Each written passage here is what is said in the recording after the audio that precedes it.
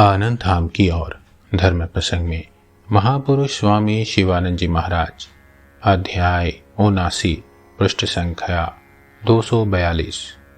बेलूर मठ, रविवार 17 अगस्त 1930। आज श्री कृष्ण जन्माष्टमी है। बड़े सवेरे से ही महापुरुष जी श्री कृष्ण के विविध नामों का बार बार उच्चारण कर रहे हैं। बीच बीच में मधुर कंठ से गोविंद गोविंद कह रहे हैं। श्री कृष्ण के स्तोत्रों का पाठ कर रहे हैं, कभी कभी नाम गान कर रहे हैं। धीरे धीरे मठ के सन्यासी और ब्रह्मचारी गण उन्हें प्रणाम करने के लिए आने लगे।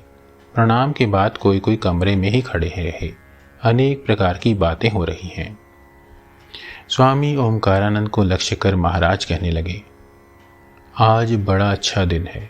हजारों वर्षों पहले इसी दिन श्री भगवान जगत के कल्याणार्थ श्री कृष्ण रूप धारण कर धराधाम पर अवतीर्ण हुए थे, किंतु आज भी हजारों नर नारी उनके नाम से अनुप्राणित हो रहे हैं और शांति पा रहे हैं।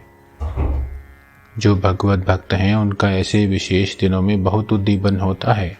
वे बड़ा आनंद अनुभव करते हैं। देखा है, ऐसे विशेष दिनों में ठाकुर की समाधि और भाव में कितनी वृद्धि हो जाती थी। वे स्वयं चेष्टा करके भी संभाल नहीं पाते थे। उनके मन की गति की उच्च दिशा की ओर थी। जोर जबरदस्ती करके किसी प्रकार वे मन को नीचे रखते रहते थे। जगत के कल्याण के लिए जगन्माता उनके मन को जरा नीचे किए रखती थी। आहा, वह कैसा दृश्य था। इतना भाव होता था कि फिर बात तक नहीं कर पाते थे। ऐसा प्रेम था, धर धर आंसू, मानो धारा बह रही हो। ऐसे प्रेम के आंसू कभी और किसी के नहीं देखे। वर्चनामृत में कहीं कहीं उसका थोड़ा बहुत वर्णन है, और उसका भला वर्णन भी क्या किया जा सकता है। जिसने देखा है वही जानता है। भाव, समाधि, यह सब तो उनके लिए नित्य की बात थी।